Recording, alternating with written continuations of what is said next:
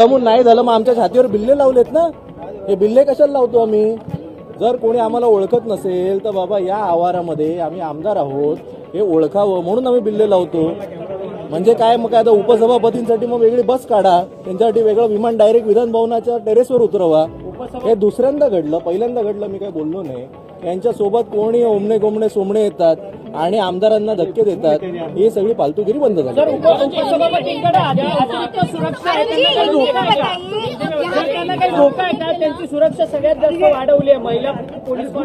मला कोणाला सुरक्षा द्यायची कोणाला नाही सुरक्षा द्यायची हा काही माझा विषय नाही, तो सरकारचा विषय। माझं म्हणणं एवढं सरळ सोपं आहे की विधान भवनाच्या आवारात मेन गेट पासून ते विधान भवनांमध्ये आत येईपर्यंत हा जो मधला पॅसेज आहे, या पॅसेजमध्ये आमदार जर चालत असेल आणि आमदाराला कोण उपसभापती असतील किंवा अजून कोणाच्या सुरक्षा रक्षकांनी त्यांच्या कार्यकर्त्यांनी धक्काबुक्की करणं योग्य आहे का याचं आम्हाला उत्तर मिळावं। धक्काबुक्की वगैरे झाली नाही, हे दुसऱ्यांदा झालं। धक्काबुक्की वगैरे झाली नाही, एवढा काही झालं नाही मोठा विषय। नेमके तुमचे कॅमेरे होते म्हणून तुम्ही आज सगळे आता मला विचारायला आलात, एवढा काही मोठा विषय झाला नाही, फक्त ते दुसऱ्यांदा घडलं।